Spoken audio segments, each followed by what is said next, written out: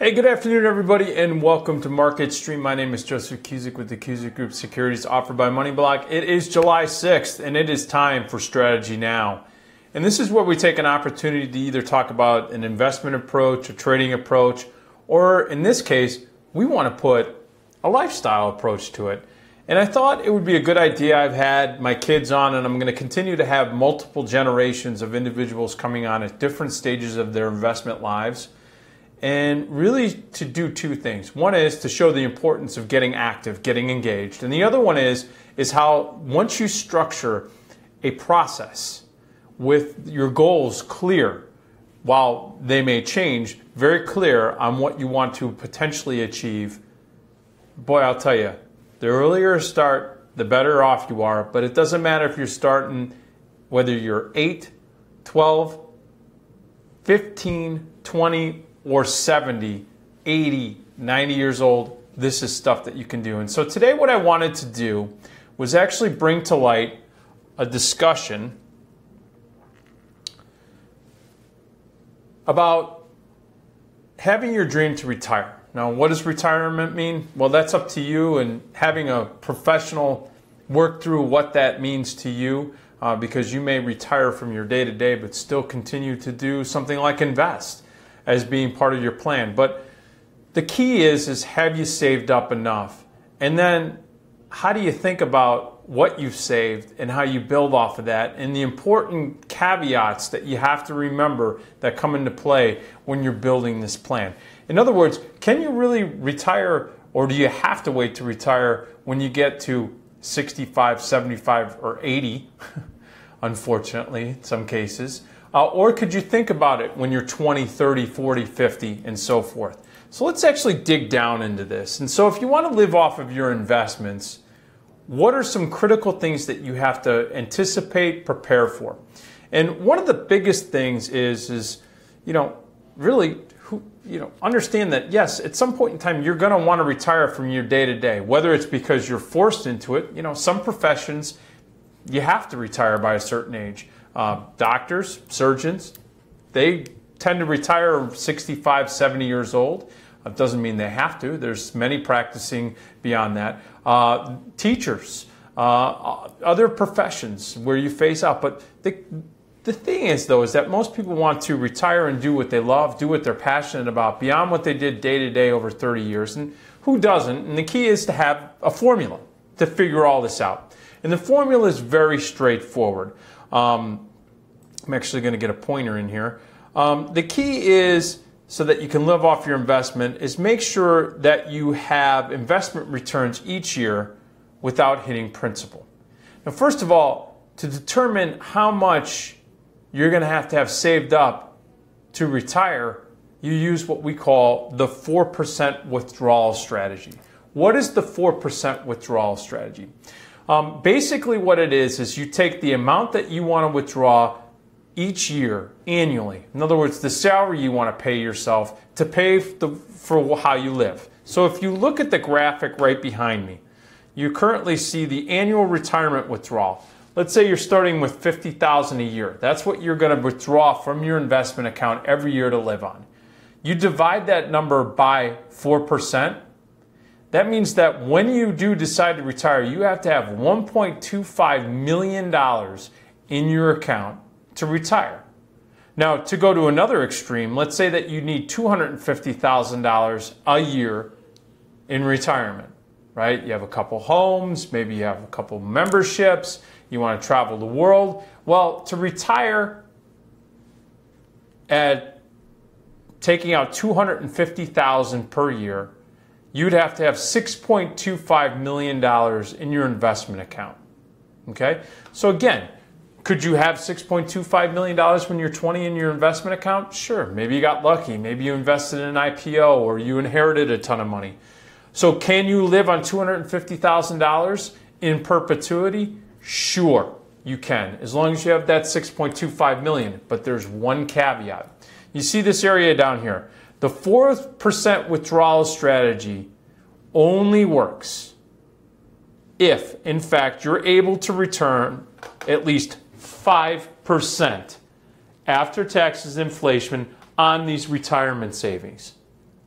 So here's where the critical nature comes into play. Once you've achieved this total need for pre-retirement, so that you can withdraw 50, 60, 100, 250 or more using the 4% max withdrawal percentage, you still have to invest. You still have to have a rate of return of 5% post taxes and inflation on these retirement savings, because here is the critical point. If you are able to do that, that means that your principal will not be eaten up during your retirement. And this is the critical part. Now, as people start to think about this, there's a couple strategies or struggles that people have. And excuse me, okay. The one biggest issue that most investors have is that when they are investing, and I apologize, I have a little bit of an issue with right now my computer, so I'm going to get out of this real quick and try to restart this. Well, one of the critical parts when people invest is they oftentimes will become over-concentrated. And what do I mean by over-concentrated? Sometimes they'll have exposures to marketplaces that typically, whether it's sectors, one stock, or one asset class. So for example, let's say that you just bought 30-year bonds that are yielding 2.65%. Well, as I had mentioned, you need an annual return of 5% post-taxes and inflation so that you're not eating into your principal. But because you only have 2.65% coming in, you're not going to cover it. So now you're going to start to see that your principal is going to be weeded down. So with that being said, and we're going to go back to the presentation, I want to impress upon everybody that size kills. So in other words, if you have exposure to a stock, one stock, let's say 5% of your portfolio, and that stock goes to zero, the required gain on the remainder of your portfolio is going to have to be 5.2%. Now that seems something achievable. As a matter of fact, historically, you see that the S&Ps or major indices return that minus expenses. So with that being said, if all of a sudden you look at your portfolio and let's say you're 35% in bonds, or let's say 35% in commodities, and you take a pretty large hit, let's say that you take a 15% hit in that position, you need 18% return on the remainder of your portfolio just to get to break even. So that's why I say size matters, size kills. Look at your portfolio. Each individual position and each individual sector and segment that you put your portfolio in impacts your total return capability. Now, by how much and what do you have to really think about as far as if you're thinking about, well, I have a losing asset, what's the recovery formula? It's pretty simple. Now, for you non-math majors, forget about this equation. Y equals X over 1 minus X. Think of it this way. Y is the percentage gain required to break even based of X percentage lost. So for example, let's say that you lost 80% on a position. Okay? In other words, you bought something for $1 and you sold it out for 20 cents. You lose 80 cents. The break-even gain that you're going to need on the remainder to make up that profit is going to be this. Take your loss, divide that by 1 minus 0.8. So 0.8, that's 80%, divided by 1 minus 0.8, which is 80%, which is equal to 4. Or in other words, you're going to need a 400% gain to get back to break even. This is why we always tell clients, especially ones that are getting in and utilizing options, don't put all your eggs in one basket. Don't try to go for the home run. Spread it out. Small trades, small sizes in many different assets and asset classes. That's called asset diversity. Now, it's not market diversity, but it's asset diversity. In other words, if you have a bunch of small positions on that have a high probability, 65, 70, 80% probability of potentially being successful, that means that the small losers that you have, especially if you cut out of them at strategic times that you are prepared to, or you size them appropriately so that you know that you only take a 1.5% to 2% loss, you can fight back from that. That you only need a couple positions to make 20, 30%, 15, 20%. And you add those up, 6, 7 positions. Next thing you know it, if you had 7 positions that individually they had 20% return, that's 140 total percent. Well, if you took a loss of 80%, you're now 25% of your total loss is going to be recovered. Just with those little hits. And they can potentially add up to some serious returns because you're managing smaller positions, you're taking on less total capital risk, and your probability of success could be higher. Now, how do we actually figure out how many years it takes to double my account? Well, it's the law of 72, right? Pretty simple concept. And this is basically where we talk about compounding. Because when you just save, the biggest mistake that I think that we do with our kids is that we basically say, take a certain percentage of whatever you make and put it in a savings account. Now that savings account today pays them next to nothing in interest.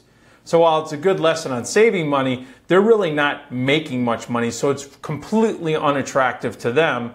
Plus the fact we're really not teaching them how to manage their portfolio so that they can maximize those investment dollars with the vehicles that are out there today. So what I do is I sit them down and I say, here's the deal. If in fact you can get a rate of return of 2% on whatever you are investing in, whatever money that you have, risk capital that you have invested, it will take you 36 years at 2% to double that. So, for example, if they put $100 into a bond that's paying 2% over the next 30 years, they're still not going to double their money to $200. They're still 6 years out. They're like, whoa, that's not going to fit my needs. And quite often, that's why when we look at it, when you see the historic returns of 2, 3, 5%, you're looking at it saying, okay, if I start investing at the age of 25, 30, and I'm making 5% a year, in 14 years, that will double. Okay? That's if that year I do it, I'm getting 5% a year. Now, that will compound if I don't add anything any further. Most people are going to need this area, the 12%. 12% is what's going to be necessary for annual returns if in fact they're truly going to want to be able to retire based on their goals and ambitions. Somewhere between the 9 and 12% is going to be the sweet spot, and historic returns after expenses, which are those fees and so forth that the funds charge, is going to be, and commissions and so forth, is going to be more into the 4 to 5% range, which again means that you got a high bar to hold. And you got to start early. That's why they tell you start 20, start 30. But that's why the strategies that we talk about with the covered calls, with selling out of the money cash secured puts, and a whole plethora of other strategic approaches, poor man covered calls, things of that nature that allow both young and those that don't have as much money to take on risk, but do it with a higher probability of potential success and the ability to ramp up returns while they're taking on equivalent risk as someone with just a passive buy and hold, they're increasing their probability of potential success with far less capital. So the key takeaways that you want, first of all, when you're determining your retirement number, be honest. This is the biggest pitfall that I have when I'm working with clients. In other words, if you're making $100,000 today and you spend all of your take-home pay, and you say, well, it's likely that I'm only going to need $50,000 a year when I retire, I am going to call, It's not true. You're not going to cut your lifestyle in half the day you retire. So let's be honest. If it's $100K and you're spending it all now, yeah, you might be able to pull back into the 75 range, but you know that you may have only $1 million saved up through your 401k, 403b, and other investments, and that is not going to meet the 75 to 100,000 that you're going to want annually. It's not even going to meet the 50,000. So we need to either adjust your lifestyle, or you may have to extend and work a little bit more, or you look at right now, if you did it before retirement in advance of this, we look at your strategic approach. How do we incorporate dividend strategies? How do we incorporate option overlay strategies to increase yield and lower standard deviation of risk? The other thing is that even though you're saving 10% per year, if you're not investing wisely, using the approaches that I just discussed, plus a diversified account, a truly diversified account, not just equities, bonds, but also commodities, and then using options, you're truly not going to be able to meet the goals and needs that you want. We see that the majority of Americans today that are looking at retirement, their retirements are completely under, if not funded at all. You're seeing that in the pension plans across the country. They're 35, 50, 75, 80% underfunded. I'm living in the state of Illinois. What a mess. Now, if they're incorporating strategies like this where you're just saying, hey, I save 10% a year. Well, bottom line is that if you save 10% a year out of your paycheck, that's great. But you have to work 52 years to get to the point where you could park away $1.25 million so that you have the $50K a year to draw off of. That means that if you start in your 20s, you're looking at basically getting out of the game at somewhere between 74 and 80 years old before you can quit your job. Then you can retire at $50K a year. So even though you're starting at 22, it's still not going to be enough. That's why you have to invest. That's why the rule of 72, the compounding, using the overlay strategies that we talk about, and most importantly, folks, it's understanding about size and risk. That going all in bonds is not going to be, while it may be a safer trade, you're getting a rate of return that you know about. You know that your principal at the end of the day is going to be protected. There still is significant risk. Risk that is not going to cover or gain enough so that you can actually meet your goals into the future. Now, if you want to learn more on how you can do this, you want to sit down one-on-one with somebody, get a hold of me, jcusick@moneyblock.com.